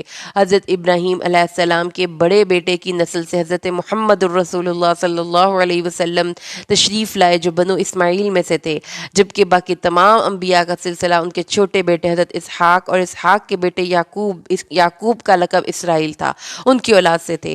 تو وہ اپنے اس نبی صلی اللہ علیہ وسلم کو رسول کیوں نہیں مان رہے؟ کیونکہ ان کے اندر شریکوں والی جو جیلسی ہے، یہ جو ایک فیملی میں جیلسیز ہوتی ہیں، تو انہوں نے اور پھر اس کے بعد باءوا بغضب علی غضب، وہ غضب پر غضب لے کر لوٹے۔ کیوں؟ کیونکہ they refused to change، انہوں نے اپنے آپ کو تبدیل کرنے سے انکار کر دیا۔ they were arrogant people, they were stagnant people, they refused to change themselves, they were not dynamic human beings۔ تو صرف وہ کہتے تھے ہم صرف اپنی شریعت پر عمل کریں گے۔ تو کیا ان کے اندر کا سائیکو انالیسس قرآن نے کیا ہے کہ وہ ایروگنٹ ہیں، وہ اسٹیگننٹ ہیں، ان کے اندر سپیریارٹی کمپلیکس ہے، ان کے اندر جیلسی ہے، ان کے اندر تبدیل ہونے کی کوئی خو نہیں، وہ اپنے آپ کو تبدیل نہیں کر سکتے۔ تو اللہ تعالیٰ نے پھر اس وجہ سے ان کو اپنے غضب کا شکار کیا، اور پھر جب انہوں نے بچڑے کو معبود بنایا اور اس کی محبت اور اللہ کی محبت جب دونوں کلیش میں آئی، تو انہوں نے بچڑے کی محبت کو اللہ کی محبت سے اوپر کر دیا۔ پھر اللہ نے اس محبت کو جو ان کے دل میں بچڑے کی تھی، اس محبت کو عذاب بنا کر ان کے اوپر نازل کیا۔ تو سمبولیکلی کیا ہے کہ بچڑا ہر اس محبت کو ایکسپلین کرنا کے لیے آپ سمبل کے طور پر پیش کر سکتے ہیں جو محبت اللہ کی محبت کے مقابلے میں آ جائے۔ تو اللہ تعالیٰ نے فرمایا کہ جب محبتوں کا کلیش آئے گا تو اللہ کی محبت کو سب سے اوپر ہونا چاہیے، لیکن اگر اللہ کی محبت سے اوپر کوئی محبت ہوگی تو پھر کیا ہوگا؟ وَأُشْرِبُوا فِي قُلُوبِهِمُ الْعِجْلَ بِكُفْرِهِمْ، ان کے دلوں میں بچڑے کی محبت پلا دی گئی، گویا وہ ان کے دلوں کے رگ و ریشے میں سرایت کر گئی ہے۔ تو اللہ تعالیٰ نے پھر فرمایا کہ جب اللہ سے اوپر کوئی اور ہوتا ہے تو ایسے لوگوں کی زندگی میں محبت عذاب بن کر نازل ہوتی ہے۔ یہ دنیا کی زندگی کے ایسے حریص ہیں، اللہ تعالیٰ نے فرمایا ان کے پاس دنیا کی زندگی، ان کی سوچنے کے انداز میں موت ہے ہی نہیں، وہ اپنی موت کے لیے تیاری نہیں کرتے، ان کے پاس زیادہ زندگی کی ہرس ہے، وہ اللہ سے مزید اور مزید کا سوال کرتے ہیں، اور ان میں سے ہر ایک یہ چاہتا ہے کہ وہ 1000 سال تک جیتا رہے، لیکن اگر وہ 1000 سال تک جیتا بھی رہا، یہ اتنی زندگی مل بھی گئی تو اس کو عذاب سے چھٹکارا نہیں دے سکتی۔ اللہ تعالیٰ نے یہ بات ہمیں بتائی کہ ان کو عذاب سے چھٹکارا نہیں ملے گا، تو اس لیے اللہ تعالیٰ نے ان کی یہ ڈیپ سائیکو انالیسس کر دیا۔ اس کو ریپیٹ کریں تو اگر ہم اس کو اپنی نیشن کے ساتھ کنیکٹ کرتے ہیں تو ہمارے اندر بھی اپنی نجات کے بارے میں فالس ایزمپشنز ہیں. ہم بھی ایروگینٹ ہیں. We are also the stagnant nation. ہم آگے نہیں بڑھ رہے. ہم اپنے پرانے ماضی سے ہی چپکے ہوئے ہیں. ہم مستقبل کے بارے میں کچھ نہیں سوچتے. اور پھر ہمارے دلوں میں بھی کبھی پروفیشن کی محبت ہے تو کبھی اپنی جاب کی محبت ہے اور کبھی اپنی محبوبہ کی محبت ہے. اور اللہ کی محبت جب نیچے آتی ہے تو ایسی محبت آپ کی ساری انرجیز ڈرین کر لیتی ہے. یہ محبت ہی آپ کے لیے عذاب بن جاتی ہے. وہ آپ کو رلاتی ہے, وہ آپ کو تھکاتی ہے, لیکن آپ کو رہنمائی نہیں دیتی. رکوع نمبر 12 پہ آ جائیے. پھر یہ لوگ اسکیپ گاٹنگ کرتے تھے, ریلیجیس اسکیپ گاٹنگ یعنی قربانی کا بکرا بنانا. بیسیکلی ان کو اعتراض یہ تھا کہ نبی صلی اللہ علیہ وسلم رسول کیوں ہیں, اور یہ اعتراض تو ڈائریکٹ اللہ پہ بنتا ہے کیونکہ اللہ نے سلیکٹ کیا نا اپنے نبی کو ایز اے لیڈر. لیکن انہوں نے اللہ سے تو کوئی عداوت کا مظاہرہ نہیں کر سکتے تھے, تو توپوں کا رخ پھیر دیا جبریل امین کی طرف. کہنے لگے اللہ تعالیٰ نے تو یہ جو وحی تھی یہ ہمارے ہی کنبے اور ہمارے ہی قبیلے اور ہماری ہی نسل میں آنی تھی. یہ تو جبریل نے شرارت کی ہے جو وہی محمد الرسول اللہ پر لے آیا ہے, یا یہ کہ یہ جبریل تو ہمارے اوپر عذاب کے حکم لے کر آنے والا فرشتہ ہے. ایسے فرشتے کی لائی گئی وہی کو تو نہیں نا ہم مانیں گے, ان سے تو ہماری دشمنی ہے. تو اللہ تعالیٰ فرماتے ہیں کہ بھائی اب یہ تم جو مرضی بے پر کی ہانک لو, اللہ کے نبی پہ ایمان لاؤ اور حضرت جبریل کو اس کا اللہ کا پیغمبر فرشتہ مانو گے تو تمہاری نجات ہے. ورنہ تم عداوت رکھو گے اللہ سے اور اللہ کے دوستوں سے اور اللہ کے جبریل سے اور میکائیل سے, تو پھر اللہ ایسے کافروں کا خود بھی دشمن ہے. اللہ کی آیات کا انکار تو وہی کرتے ہیں جو فاسق ہیں. پھر اللہ نے فرمایا جب بھی کبھی ان پر کوئی عہد آیا تو انہوں نے نبذوہ وراء ظہورہم, انہوں نے اللہ کے عہد کو نبذ کر دیا یعنی اپنی پیٹھوں کے پیچھے پھینک دیا. یہ انہوں نے کیا گویا کہ وہ اس کو جانتے ہی نہیں, اس کو سٹور روم میں پھینک دیا. ان کی زندگیوں میں کتاب اور اللہ کے احکامات پر عمل کرنا کہیں موجود ہی نہیں تھا, as if they don't know. اور پھر جب وہ انہوں نے اللہ کی کتاب کو چھوڑا تو وہ جو ایک گیپ پیدا ہو گیا ہدایت حاصل کرنے کے لیے, اپنے آپ کو اللہ سے اپنے معاملات کو درست کرنے کے لیے, اس کو انہوں نے فل کیا کس سے؟ جادو سے. اور وہ سلیمان علیہ السلام کے متعلق یہ مشہور کر چکے تھے کہ سلیمان نے جادو کیا ہے, لہٰذا وہ جادوگروں کو جادوگری سیکھتے تھے اور جادو کو پروموٹ کرتے تھے. اور جب ان کے اندر جادو کی اس ارج کو یہ سیکھنے کے لیے ان کے اندر یہ ایک شوق اللہ نے دیکھا, تو پھر اللہ تعالیٰ, آپ کو پتہ ہے نا کہ اللہ تعالیٰ پھر آزماتا ہے انسان کی آخری حد تک, اس کو آزماتا ہے تاکہ 100% شیورٹی ہو جائے یہ بندہ کس راستے پر چلنا چاہتا ہے. تو آزمائش کے طور پر پھر ہاروت اور ماروت بابل میں 2 فرشتے نازل کیے اللہ نے, اور وہ آ کر لوگوں کو جادو کی تعلیم دیتے تھے باقاعدہ, لیکن یہ کہہ کر کہ جادو حاصل مت کرو یہ کفر ہے, جادو حاصل مت کرو یہ کفر ہے. جادو جو سیکھتا ہے وہ کافر ہو جاتا ہے, لیکن اس کے باوجود انہوں نے جادو کو سیکھا اور ایسا جادو سیکھا جو گھروں کو برباد کرتا تھا اور میاں اور بیوی میں تفرقہ بازی کرتا تھا اور میاں اور بیوی میں فساد پھیلاتا تھا, اور وہ اللہ کے اذن کے علاوہ کسی کو نقصان پہنچا سکتے نہیں تھے. اور کتاب میں یہ لکھ رکھا ہے کہ جس نے اس جادو کو حاصل کیا اور خریدا اس کا آخرت میں کوئی حصہ نہیں. تو یہاں پر اللہ نے جادو کو برحق کہا, یہ کہا کہ جادو سے میاں اور بیوی میں فساد پیدا ہوتا ہے. جادوگر اللہ کے اذن سے کسی کو نقصان پہنچا سکتے ہیں. جادوگر بھی ایسے ہی وائرل انفیکشن کے طور پر آپ کی زندگیوں میں آ سکتے ہیں, جیسا کہ کوئی بیماری آتی ہے تو اس پہ بھی ایسے ہی صبر کرنا ہے جیسے بیماری کے آنے پر صبر کرنا ہے, اور پھر جادو کا توڑ جادو سے نہیں کرنا.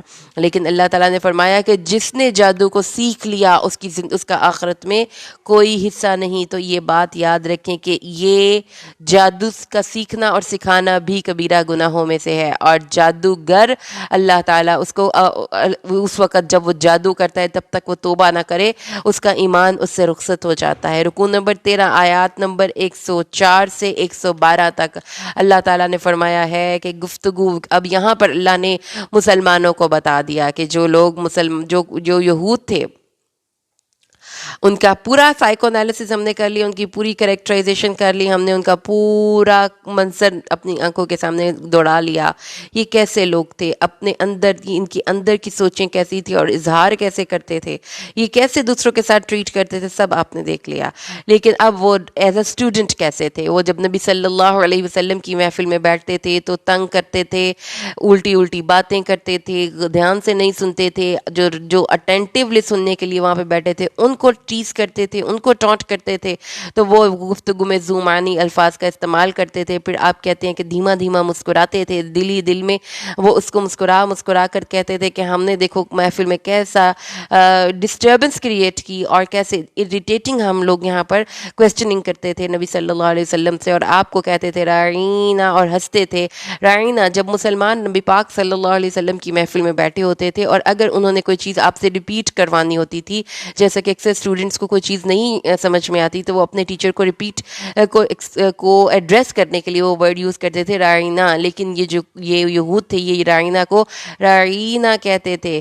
تو اللہ تعالیٰ نے پھر فرمایا کہ گفتگو میں اے مسلمانوں تم نے ان سے نہیں الجھنا، رائینا اے ہمارے چرواہے نبی صلی اللہ علیہ وآلہ وسلم کے بارے میں، اور پھر مسکراتے تھے۔ اور اگر مسلمان کہتے تھے کہ یہ کیا گستاخی کر رہے ہو تو کہتے تھے معاذ اللہ ہم ایسی کوئی گفتگو کا سوچ بھی نہیں سکتے، بھئی تمہارے ہی کان خراب ہیں اپنے کان صحیح کرو۔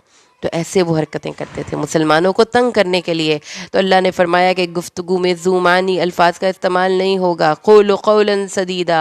اور لیکن اللہ تعالیٰ نے پھر مسلمانوں کو یہ سمجھایا اور ہمیں بھی سمجھایا، آپ کے ارد گرد کوئی اریٹیٹنگ ٹائپ آف پیپل جو آپ کو لگا کے باتیں کرتے ہیں اور آپ کو پریشان کرتے ہیں، ان سے الجھیے مت، اپنا راستہ چینج کر لیجئے۔ مسلمانوں سے کہا گیا کہ ان کو رائینا کہنے پر اگر ان کو اس لفظ کا وہ غلط استعمال کر رہے ہیں تو تم قریب ایسا لفظ لے آؤ جس میں کوئی دو معنی نہ ہوتے ہوں، انظر نہ کہنا شروع کر دو، یعنی ہماری طرف نظر شفقت فرمائیے، لیکن تمہیں as a student as a very first place تمہیں اٹینٹیو لسنر ہونا چاہیے، غور سے سننا چاہیے۔ پھر اللہ تعالیٰ نے ان کی کریکٹر کی ایک اور بری عادت بتائی کہ وہ جیلس ہیں، وہ برا چاہنے والے ہیں، وہ مسلمانوں پر کو ملنے والی ان کے اللہ کی عطا ان کے دلوں کو بالکل بھی پسند نہیں، اور وہ انتہائی جیلس فیل کرتے ہیں مسلمانوں سے، لیکن وہ اوپر شو بھی نہیں کروا سکتے۔ مسلمانوں کے ساتھ محبت کا دعویٰ کرنا بھی ان کی مجبوری ہے، لیکن دل ہی دل میں مسلمانوں کے شدید حاسد ہیں، اور وہ کبھی بھی پسند نہیں کرتے کہ مسلمانوں کو ان کے رب کی طرف سے کوئی خیر ملے۔ تو یہاں پر حاسد کی ڈیفینیشن بھی بتا دی گئی کہ حاسد وہ شخص ہوتا ہے جو کسی انسان سے اس کی نعمت کے چھن جانے کی تمنا کرتا ہے۔ پھر وہ کہتے تھے کہ یہ کیسی کتاب ہے جس میں ناسخ اور منسوخ ہیں، جس میں ایک آیت کا حکم دوسری آیت سے، ایک آیت نازل ہوئی اور پھر اس کے بعد دوسری آیت، ایک آیت نازل ہوئی پھر دوسری آیت، یہ کیسی آیت، یہ کیسی کتاب ہے جس میں کہ اللہ تعالیٰ کو پتہ ہی نہیں کہ کیا نازل کرنا ہے اور کیا نازل نہیں کرنا۔ تو اللہ تعالیٰ نے فرمایا کہ اس ناسخ و منسوخ کے حکم کو، جو ناسخ و منسوخ کا حکم ہے وہ کیوں ہے؟ کیونکہ اللہ تعالیٰ انسانوں کو یہ تعلیم، ہم اس چیپٹر میں اس رکوع میں ہم تعلیمی نفسیات کے بارے میں پڑھ رہے ہیں نا، تو اللہ تعالیٰ بتا رہے ہیں کہ کچھ لوگ تعلیمی کے طور پر اریٹیٹنگ اسٹوڈنٹس ہوتے ہیں، تو اس کے برخلاف اللہ تعالیٰ نے مسلمانوں کو گائیڈ کیا کہ آپ نے اٹینٹیو اسٹوڈنٹس ہونا ہے۔ پھر اس کے بعد تعلیم کے ہی میدان میں ایک چیز ہوتی ہے کہ انسان کوئی چیز گریجولی کرتا ہے، ٹھیک ہے، مطلب جب آپ نے کسی کو کوئی نئی چیز سکھانی ہے تو اس کے لیے ضروری ہے کہ آپ اس کے ذہنی اور اس کی استعداد کا لحاظ کرتے ہوئے وہ چیزیں اس کو دیں۔ تو قرآن میں بھی ایسے ہی احکامات ہیں کہ پہلے انسانوں کو ان کا ذہن سازی کی گئی، ان کو ذہنی طور پر تیار کیا گیا، پھر ان کو اس کام کو کرنے کے لیے آمادہ کیا گیا، جیسا کہ تحویل کعبہ کا حکم آپ پڑھیں گے دوسرے پارے میں، پھر آپ دیکھیں گے کہ مسلمانوں کو اللہ تعالیٰ نے پہلے شراب کو صرف اس کی ناپسندیدگی بتائی، پھر بتایا کہ نماز کے وقت نہیں پڑھنی، اور پھر لاسٹلی اس کو مکمل طور پر بین کر دیا۔ تو اللہ تعالیٰ نے ناسخ و منسوخ دراصل ایک تعلیمی نفسیات کا ایک بڑا خوبصورت اور عمدہ اصول ہے کہ آپ نے جب کسی کو کوئی چیز سکھانی ہے تو اس کو آپ نے ایک دم سے سب کچھ نہیں سکھا دینا، بلکہ آپ نے گریجول پروسیس کے ذریعے یہ چیزیں لے کر چل رہی ہیں۔ بالکل ایسے ہی جیسے آپ اپنے بچے کو نماز سکھانے لگے ہیں تو آپ اس کو سارے پہلے دن ہی سارے فرائض اور سارے نوافل اور ساری سنتیں اور سارے وتر یہ نہیں کروانا، بلکہ اس کو گریجولی انٹروڈیوس کروانا ہے۔ اللہ تعالیٰ نے پھر ان کو بتایا کہ وہ مسلمانوں کے بہت بڑے بدخواہ ہیں، اگین جالس ہیں. تو اللہ تعالیٰ نے مسلمانوں کو پھر گائیڈ کیا کہ how to deal with those jealous people, جو لوگ آپ سے جالسی فیل کرتے ہیں اسے ڈیل کیسے کرنا ہے. تو قرآن یہ بتاتا ہے کہ ان کو ان کے حسد کے جواب میں، ان کا حسد آپ سے یہ ہے نا کہ وہ آپ کے ایمان سے جالسی فیل کرتے ہیں، تو آپ اپنے ایمان میں ایکسل کریں، اپنے ایمان میں آگے بڑھیں. تو ان کا جو احساس سے برتری ہے، جو ان کا ریلیجیس سپیریورٹی کمپلیکس ہے، وہ دراصل ان کے اندر کا حسد ہے اور ان کے اندر کا انفیریارٹی کمپلیکس ہے. وہ مسلمانوں کو اپنے آپ سے اعلیٰ ذہنی طور پر تسلیم کر چکے ہیں، لیکن وہ اس کو شو نہیں کروا رہے. تو اللہ تعالیٰ کا قرآن خوبصورت کتاب ہے. اس کی اللہ تعالیٰ کرداروں کو، کی عادتوں کو بھی ڈسکس کرتا ہے. ان کے جو آؤٹ سائڈ ایکشنز ہوتے ہیں ان کے پیچھے ایک سوچ ہوتی ہے. اس سوچ تک اگر آپ کی رسائی ہو جائے تو اس بندے کو ڈیل کرنا آسان ہو جاتا ہے. تو اللہ تعالیٰ نے مسلمانوں کو بتایا کہ ایکچولی ان کے پیچھے سوچ یہ ہے کہ وہ بیچارے مسلمانوں کے عظیم مقام سے جالسی فیل کرتے ہیں، اور لیکن اب وہ جو جالس ہیں وہ جالسی کا اظہار یوں تو نہیں کریں گے کہ مسلمان ہم سے اعلیٰ ہیں، اب وہ اس کا اظہار یوں کریں گے کہ مسلمانوں کو اپنے سے نیچا دکھانے کی کوشش کریں اور کہیں گے کہ یہ امی ہیں، یہ تو جنت میں جا ہی نہیں سکتے، ہم سے مقام بلند ان کا کس کا ہو سکتا ہے، ایک نبی آ گیا تو کیا فرق پڑا، ہمارے پاس تو نبیوں کی پوری لسٹ ہے. اللہ تعالیٰ فرماتے ہیں کہ جو وہ اپنے جنت کے میں داخلے کے حوالے سے بھی رانگ ایزمپشنز رکھتے تھے اور فالس ان کے پاس لاجکس تھیں، وہ کہتے تھے کہ جنت میں صرف یہود اور نصارہ ہی داخل ہوں گے.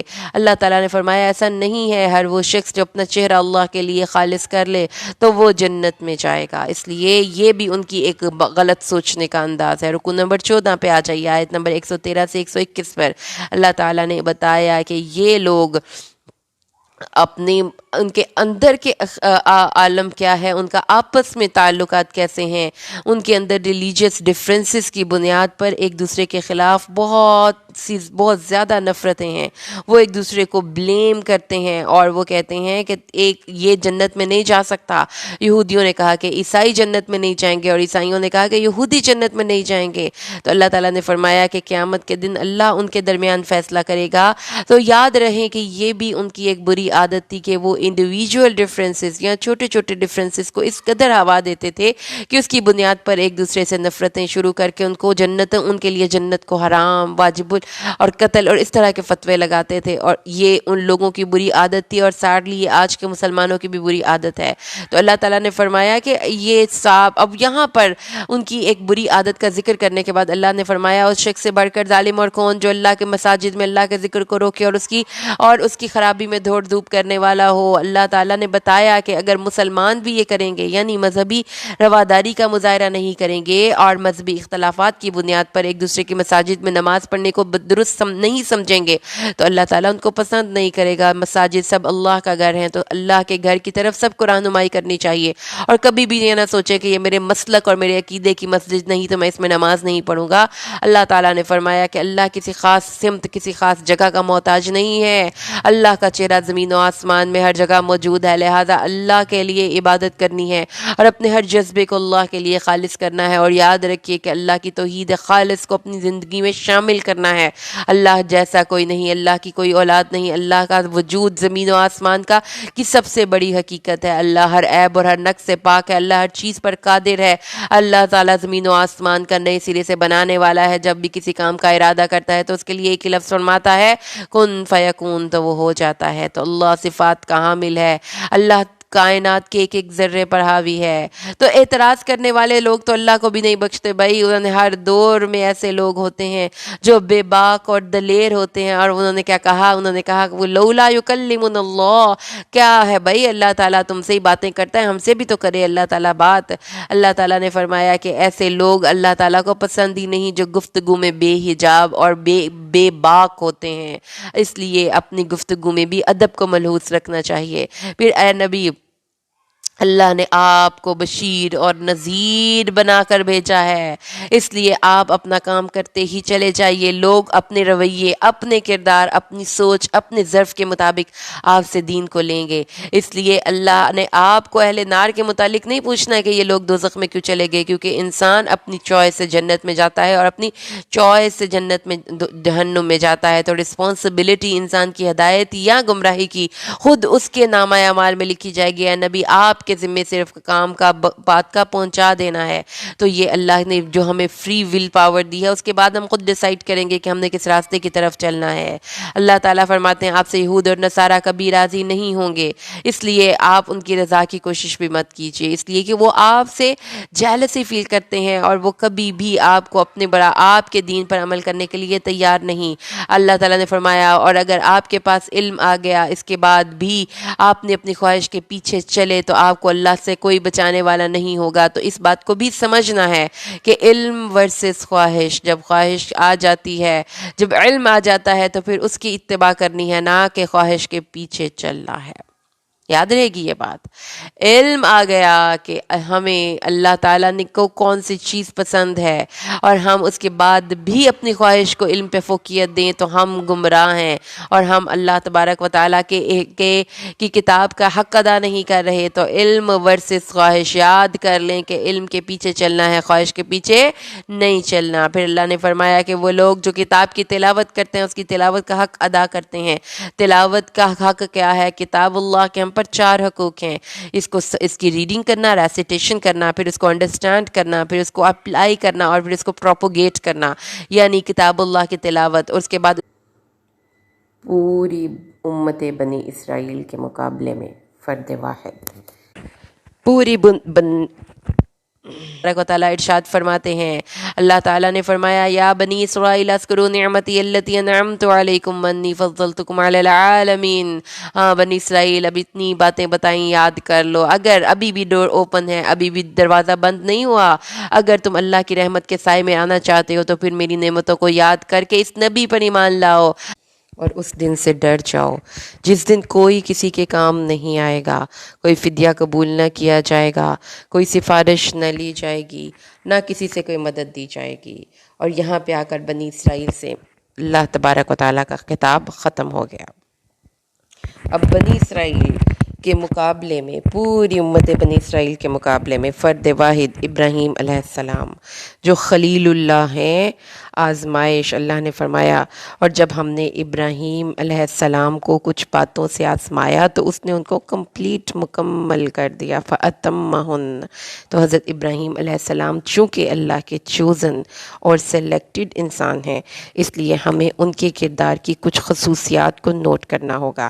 سب سے پہلا لفظ آزمائش ہے ان کے کردار کے تعارف میں، یعنی یہ کہ زندگی میں جو سلیکٹ کرنے اللہ جن کو سلیکٹ کرنا چاہتا ہے ان کو اپنے سب سے پہلے آزماتا ہے اور وہ آزمائش میں پورے اترتے ہیں.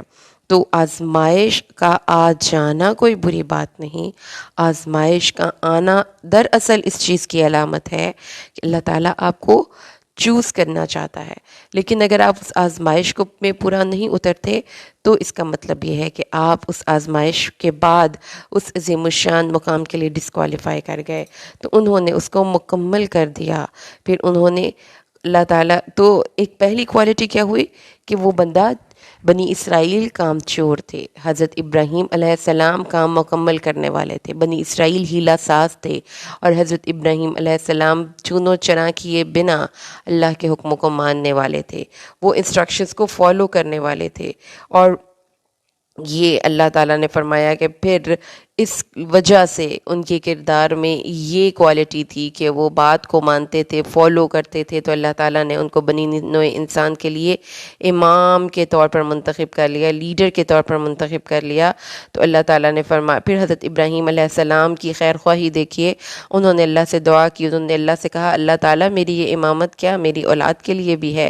تو اللہ تعالیٰ نے فرمایا نہیں، تمہاری اولاد میں جو ظالم ہیں ان کے لیے، ظالم مطلب شرک، مشرک اور بت پرست لوگ، ان کو اس امامت میں سے کوئی حصہ نہیں ملے گا. پھر اللہ تعالیٰ کے نبی حضرت ابراہیم علیہ السلام نے فرمایا اس گھر کو ہم نے مثابہ یعنی بار بار لوٹنے کی جگہ، اجتماع کی جگہ، ثواب کی جگہ بنایا. یہ گھر جو اب نبی کریم صلی اللہ علیہ وآلہ وسلم کا نیا قبلہ مقرر ہونے والا ہے، در حقیقت اس گھر کا معمار اور بانی اللہ کا خلیل تھا اور اس کو اللہ نے یہ شرف بخشا کہ اس گھر کی تعمیریں نو کرے. تو انہوں نے پھر اس گھر کو، اللہ نے ان کو آرڈر دیے اس گھر کو، اب اس گھر کو صاف ستھرا رکھو، یہ گھر مثابہ ہے، یہ گھر امن کی جگہ ہے، اور اس گھر میں ایک اور بڑی عمدہ چیز ہے کیا کہ اس میں مقام ابراہیم ہے، جہاں پہ ابراہیم علیہ السلام کھڑے ہو کر اللہ کی عبادت کیا کرتے تھے اور ساتھ ساتھ اللہ تبارک و تعالیٰ کے بیت اللہ کی تعمیر کیا کرتے تھے۔ اللہ تعالیٰ نے پھر اپنے اس دوست سے کہا کہ میرے اس گھر کو طواف کرنے والوں، اعتکاف کرنے والوں، رکوع اور سجدہ کرنے والوں کے لیے صاف رکھو۔ پھر ابراہیم علیہ السلام کی کچھ دعاؤں کا ذکر ہے جس میں انہوں نے بیت اللہ کے متعلق 2 دعائیں مانگیں۔ انہوں نے کہا یا رب اجعل ھذا البلد آمنا، اے اللہ اس شہر کو امن والا شہر بنا دے اور اس کے باشندوں کو پھلوں سے رزق دے دے، مومنوں کو۔ اللہ تعالیٰ نے فرمایا ابراہیم مومنوں کو تو رزق دوں گا ہی، لیکن میں کافروں کو بھی تھوڑا سا فائدہ دوں گا۔ تو آپ دیکھیں کہ حضرت ابراہیم علیہ السلام کس قدر ویژنری اور کس قدر انٹیلیجنٹ انسان ہے۔ ان کو پتہ ہے کہ اس گھر کی تعمیر کے بعد مجھے اللہ سے مانگنا کیا ہے۔ He know exactly what he wants, اور ان کی دعاؤں میں کس قدر پریسیجن بھی ہے اور کس قدر اس میں وزڈم بھی ہے، گہرائی بھی ہے، پروفاؤنڈٹی بھی ہے۔ پھر اللہ تعالیٰ نے فرمایا یاد کرو کہ جب ابراہیم اور اسماعیل اس گھر کی بنیادیں اٹھا رہے تھے، ابراہیم اسماعیل کو اپنے کام میں شامل کر رہے ہیں، حالانکہ ابراہیم علیہ السلام اسماعیل علیہ السلام سے بڑی دور رہتے ہیں، یروشلم میں رہتے ہیں، اور حضرت اسماعیل علیہ السلام مکہ میں رہتے ہیں۔ لیکن جب اللہ نے آرڈر کیا تو اللہ کے نبی ابراہیم نے اپنے بیٹے کو اپنے ساتھ کام میں شامل کیا۔ تو حضرت ابراہیم ایز اے فادر لیڈر بھی ہیں، اور وہ اپنے بیٹے کو اپنا رول ماڈل دے رہے ہیں۔ تو leader leads by his action, اور ایک باپ اپنے اولاد کو اپنے رول ماڈل سے گائیڈ کرتا ہے، باپ کو اپنے کام میں شامل، اپنے بیٹے کو کام میں شامل کرتا ہے۔ تو انہوں نے پھر اللہ اپنے فرمایا، وہ دعا کر رہے ہیں یا اللہ ان کو تعلیم دے، ہماری اولاد کو تعلیم دے، یعنی دینی دنیاوی تعلیم دے، اور ایسا نبی ان کے اندر اٹھا جو کہ ان کو ہدایت دے، جو ان کا تزکیہ کرے۔ اور اللہ تبارک و تعالیٰ نے پھر یہاں پر ان کی قبولیت کا قائندیہ دیا، کیونکہ قبولیت کے لیے پیارے لسنرز خلوص نیت شرط ہوتا ہے، اور اللہ تعالیٰ نے ان کے خلوص نیت کی بنیاد پر اس دعا کو قبول کیا، اگرچہ کہ اس دعا کی قبولیت کو دیکھنے کے لیے حضرت ابراہیم علیہ السلام موجود نہیں تھے، لیکن اللہ تعالیٰ نے ان کی دعا قبول کی اور فرمایا کہ اللہ تعالیٰ نے اس کو دنیا میں بھی مصطفیٰ کیا اور وہ آخرت میں بھی صالحین میں ہوگا۔ اور جب تیرے رب نے اسے کہا کہ مطیع ہو جا تو اس نے کہا اسلمت لرب العالمین، میں اپنے اللہ کے لیے فرما بردار ہوں۔ تو دیکھا حضرت ابراہیم کی دعائیں، ان کا کردار، وہ کام کر کے دکھانے والے ہیں، وہ اللہ کے مطیع ہیں، ان کا دل قلب سلیم ہے، ان کا دل خلوص نیت سے بھرا ہوا ہے، اور وہ اپنی اولاد کے لیے دعائیں مانگ رہے ہیں۔ تو سوچیں کہ اللہ تعالیٰ کو اپنے اس دوست کی ادا اس قدر پسند آئی کہ لفظ بلفظ دعائیں ہم تک پہنچائیں، اور پھر اس بیت اللہ کو ڈیڈیکیٹ کر دیا ابراہیم علیہ السلام کے ساتھ۔ تو انبیاء کی وراثت، پھر وہ اپنی وراثت کی کنٹینیوٹی کی دعا کرتے گئے کہ اللہ جو علم اور ہدایت کی وراثت تو نے مجھے اور میری اولاد کو دی ہے، ان کے کنسرنز دیکھیے کہ وہ مرتے دم تک اپنی اولاد کو توحید پر قائم رہنے کی نصیحت کر کے گئے، ابراہیم بھی اور یعقوب بھی۔ اور جب تم اس وقت موجود تھے جب یعقوب نے اپنے بیٹوں کو نصیحت کی اور کہا کہ اے میرے بیٹوں، بس بستر مرگ پر وہ پوچھ کیا رہے ہیں اپنے بیٹوں سے، میرے بعد کس کی عبادت کرو گے؟ تو انہوں نے کہا کہ ہم اللہ کی عبادت کریں گے جو آپ کا بھی رب ہے اور آپ کے آباء و اجداد کا بھی رب ہے، اور ہم تا دم مرگ مسلمان رہیں گے۔ تو یہ ہے وہ لوگ جو توحید پر اپنی زندگیاں گزار کر گئے، یہ ہیں وہ لوگ جو کام کر کے دکھا کر گئے، ان کی زندگیوں میں کوئی چونکے چناچے اور ہیلے بہانے نہیں تھے، ان کو جو حکم دیا گیا انہوں نے اس کے مطابق اپنی زندگیوں کو تبدیل کیا۔ تو اللہ تعالیٰ نے فرمایا ہے کہ اب یہ تمہارے پاس 2 رول ماڈلز ہیں، ایک طرف یہودی اور عیسائی جو اپنے نبی کی کسی بات کو نہیں مان رہے، ہیلا ساز ہیں، جھوٹ بولنے والے ہیں، منافق ہیں، دنیا کی زندگی میں غرق ہیں، کام چور ہیں، ہیلا ساز ہیں، کوئی بھی کام نہ کرنے کے 10,000 بہانے ہیں، اور جبکہ ان کے برخلاف حضرت ابراہیم علیہ السلام ہیں جو آزمائشوں پہ پورا اترے، جن کو اللہ نے امامت کے لیے منتخب کیا، جن سے اللہ نے اپنے گھر کی تعمیر کروائی، جن کو اللہ نے مصطفیٰ کہا، جن کو اللہ نے مسلم کہا، جن کو اللہ تعالیٰ نے مخلص کہا، جن کو اللہ تعالیٰ نے فرمایا یہ ہیں تمہارے رول ماڈلز جن کے پیچھے تم لوگوں نے چلنا ہے۔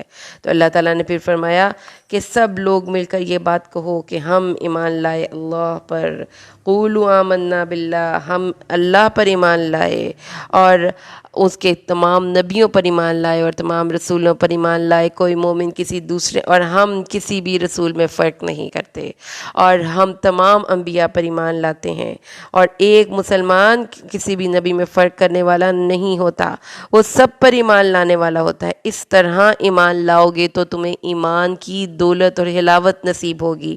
لیکن اگر یہ کافر، یہ منافق، یہ یہودی اس طرح کا ایمان نہیں لاتے، یعنی ایک نبی کو مانتے ہیں اور ایک کو نہیں مانتے، تو پھر ان سے اعراض کرو، کیونکہ یہ شقاق میں ہے، یعنی یہ دین کے صحیح راستے پر نہیں ہے، یہ وہاں سے پھٹ کر دور نکل گئے ہیں۔